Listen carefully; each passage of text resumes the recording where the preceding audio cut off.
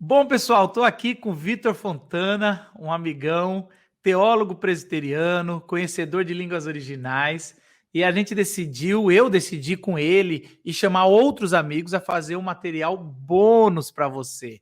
Algo que eu não tinha prometido, mas que seria muito legal ter isso para você, como sempre, um material para você se aprofundar mais. Material bônus, porque eu tenho medo, Fontana, de Hã. te chamar muito, você falar muito, e aí o pessoal sair do meu curso para ir para o seu. Não, mas não tem esse risco, porque o que acontece, as pessoas ficam afetivamente ligadas. É muito mais fácil se ligar afetivamente a um cara mais pastoral como você, do que o teólogo que é seco, e tal. Ninguém gosta de teólogo, ninguém gosta de teólogo. Ô, Fontana, é o seguinte, nessa primeira aula eu falei muito sobre o distanciamento que a gente tem da Bíblia, do autor bíblico, no seu contexto histórico, linguístico e tudo mais.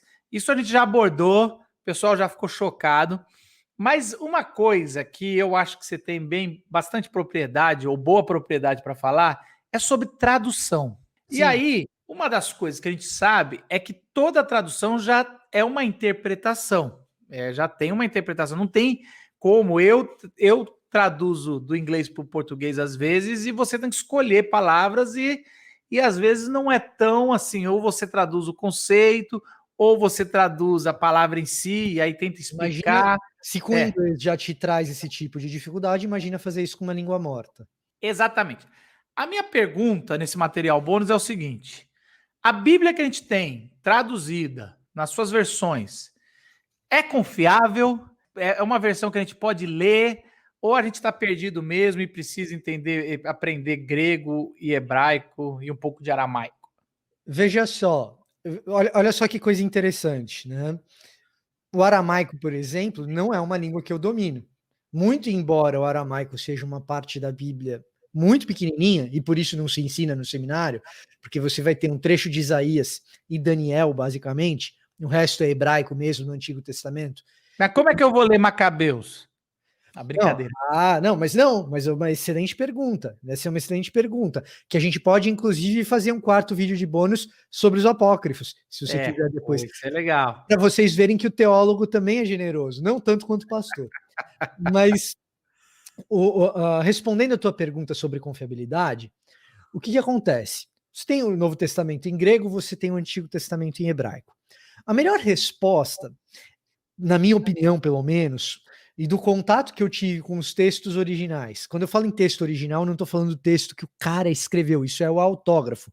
Estou falando do texto original, é o texto na língua original, que são cópias, a gente não tem acesso diretamente ao texto que o autor bíblico escreveu, isso se perdeu ao longo da história.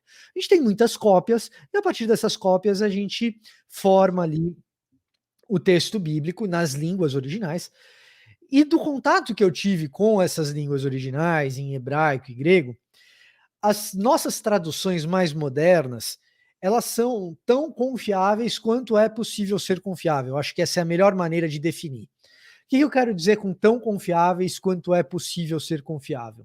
A tradução é feita, em primeiro lugar, por um comitê de tradução, uma comissão, e não por um tradutor sozinho.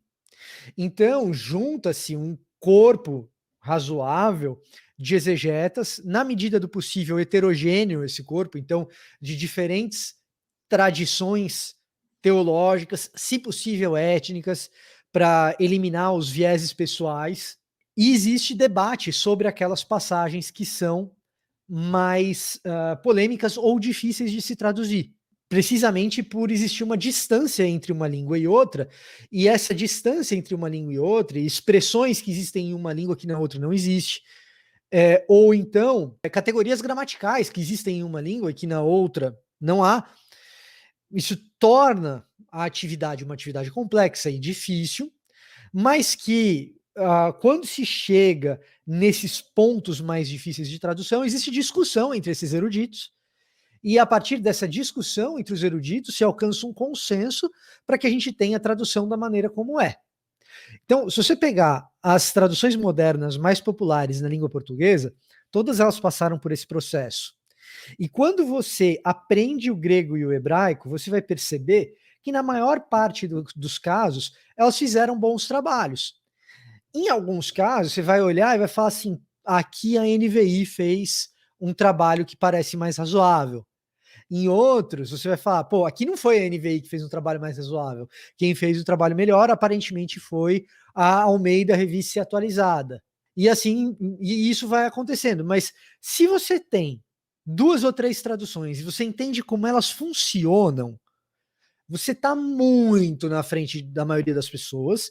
E se você tem uma tradução só, e o que você quer é crescer espiritualmente e não virar um teólogo, uma tradução só, entre a NVI, a NVT, a Nova Almeida atualizada, a Almeida Revista atualizada, a Bíblia de Jerusalém, a King James atualizada, qualquer uma dessas que eu citei, você vai estar em boas mãos, você vai estar com um excelente material em mãos, que dá para você trabalhar, e que os eventuais problemas de tradução que uma ou outra dessas versões tenha, não são suficientes para te fazer cair num erro teológico. Se você tivesse que escolher 2 traduções para ter, 2 ou 3, mas tem que ser 2, vai, mas vou te Tá bom. apertar aí.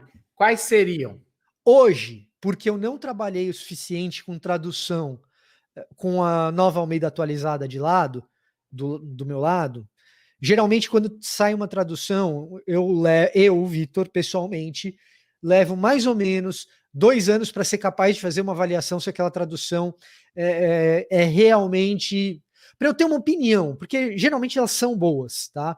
Mas para ter uma opinião formada sobre aquela tradução, eu demoro uns 2 anos. Eu não trabalhei o suficiente com a Nova Almeida atualizada, embora muita gente a elogie, gente que eu confio. Mas então eu vou deixá-la de lado aqui nessa conversa e vou dizer para você, eu trabalharia hoje para ter 2 Bíblias e comparar uma com a outra, uma que tenha a tradução mais seguindo uma equivalência formal, e a tradução de equivalência formal que eu seguiria hoje ainda Revista Atualizada, Almeida Revista Atualizada, e uma seguindo um modelo mais funcional de tradução, que alguns chamam de equivalência dinâmica. Esse é um termo que na academia está ultrapassado, o que a gente chama hoje em dia de equivalência funcional, que traduz mais a função sintática dos trechos do que uma tradução que privilegia a forma gramatical dos trechos. Isso vai fazer com que o tradutor interprete mais o texto por você, né? E muitas vezes isso vai ser benéfico. Porque o nosso público não sabe o original, né? Exato. Então eu teria a revista atualizada numa mão e a NVI na outra. Ou você pode variar. Você fala assim, não, eu vou pegar outra equivalência formal, que não é revista atualizada. Vou pegar a Bíblia de Jerusalém, é formal também. Vou pegar a Bíblia de Jerusalém numa mão e vou pegar outra equivalência funcional, que não é NVI, é NVT. Então, essa combinação, Bíblia de Jerusalém e NVT, é uma boa combinação. Essa combinação, revista atualizada e NVI, é uma boa combinação também. Eu ficaria num desses pares aí. Então, se eu estou entendendo você, essa primeira que você está falando, ela é mais truncada, não tem a ver, naquela leitura Sim, que vai fluindo, sim. parece que ela é mais antigona, mas ela é muito equivalente. Você citar uma palavra ali, provavelmente ela é a Você, palavra do original. ela tenta, na medida do possível, traduzir palavra por palavra. É impossível fazer É isso. impossível. Mas eu entendi. Sem E sentido. aí, se você quer entender a intenção do autor, já numa linha teológica, é lógico que já tem uma Tem um pouquinho interpretação. de carga teológica nelas, Isso, mas isso. é Mas pouco. não é, tá longe de ser igual uma parafraseada, né? Igual Muito uma, longe, muito longe, muito muito longe. longe. Legal. Aí eu tenho uma outra duvidazinha assim antes de acabar esse material aqui, esse primeiro encontro nosso, é o seguinte: a NVI às vezes é confundida porque não tem nada a ver com uma tradução do inglês da NIV, né? Ela é Não, uma mas peraí, outra. vamos, ela tem a ver, na linha editorial, porque o que acontece, a NVI e a NIV seguem a mesma linha editorial, Senão então, não teria o mesmo nome. sim, o que acontece? É, essas versões, elas são franquias internacionais, a King James, a NIV, etc. E aí você obtém autorização para usar essa franquia, só que na língua portuguesa. E aí você tem que seguir a mesma linha editorial. Então, se a NIV é uma tradução funcional, a NVI vai ser também. Escolha de textos também. As duas vão trabalhar com texto crítico, só que o que acontece? A NIV foi mais rigorosa do que a NVI na escolha dos seus textos críticos, em algumas passagens. Mas, de maneira geral, isso não é um grande problema, tá? A questão é que nos Estados Unidos, principalmente, existe um movimento que se chama King James Only, que é somente a King James. E esse movimento é responsável pela maior parte das críticas à NIV, que são, na maior parte dos casos, críticas injustas. Se você quer críticas justas à NIV, eu sugiro que você procure, mas aí você não vai ter, obviamente, esse conteúdo em português, mas as coisas que o N.T. Wright fala a respeito de tradução bíblica, mas o que você precisa saber é que a NIV tem uma linha editorial que é a mesma da NVI, só que o trabalho de tradução é totalmente independente. Um grupo de tradutores de língua inglesa traduziu a NIV para o inglês, do grego e do hebraico direto para o inglês, e um grupo de tradutores de língua portuguesa traduziu direto do grego e do hebraico para o português a NVI. Uma não chupinhou o material da outra. Compartilham a mesma metodologia de tradução, mas não são a mesma tradução.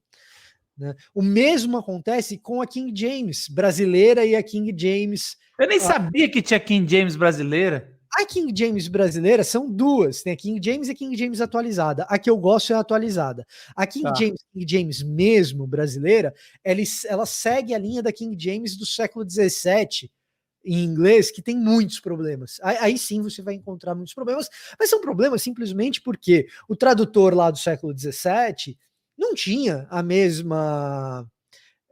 As mesmas ferramentas, o mesmo... acesso ao mesmo conhecimento que se tem hoje. Tá, então se eu entendi, NVI numa mão, Jerusalém na outra. Funciona. Funciona. Então, Magui, tá bom. Valeu, Fontana.